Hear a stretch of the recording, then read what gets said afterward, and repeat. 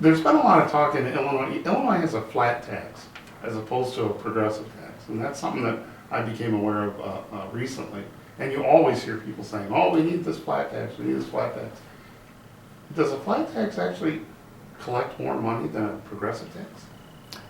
It depends. It depends how it's structured. And yeah, Illinois is one of the few states that does have a flat tax. Yeah. It's regressive. If you make $20,000, you pay the same tax rate as someone who makes $1 million. In fact, when we had the tax rate cut this year, went from 5 to 3.75%, Melissa's probably, you talked about how much money was in your check. Yeah. Melissa's probably 30, 40, 50, 60, 70,000, or 70,000, I wish, 30, 40, 50, 60, Yeah. $70 a month, Right. most of us would see in a paycheck. Sure.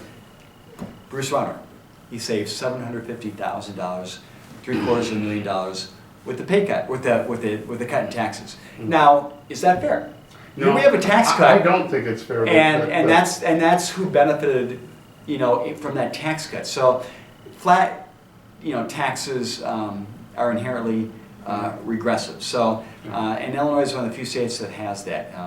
Again, I don't think people who make $20,000 should be paying less. I think than someone who has say $1 million salary.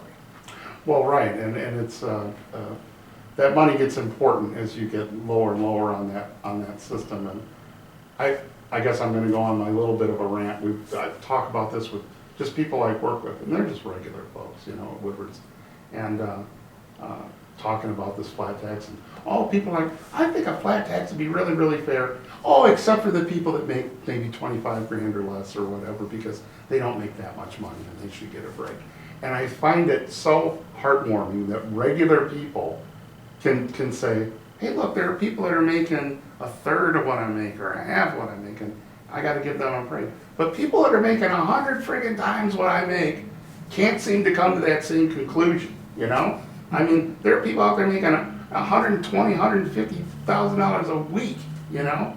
And they can't come to the conclusion that, well, gee, maybe we better give these little $50,000 a year guys a break. I don't know what goes on in the mind of people that I just don't understand that. You know, fortunately, you know, I think tax reform is something that needs to be looked at, but it doesn't solve our immediate problems, however, because any change in our tax code has to be, one, approved by the General Assembly, which is no guarantee. I mean, it's a controversial issue. Then it has to be put on the ballot. Then it has to be approved by voters. So we're looking at a 1-2 year process. So that doesn't solve our immediate issue, our fundamental issues that we're for 2016 right now. I mean, that's more of a longer term situation that you know, people want to look at as far as tax reform, but it doesn't solve our immediate crisis. Problems.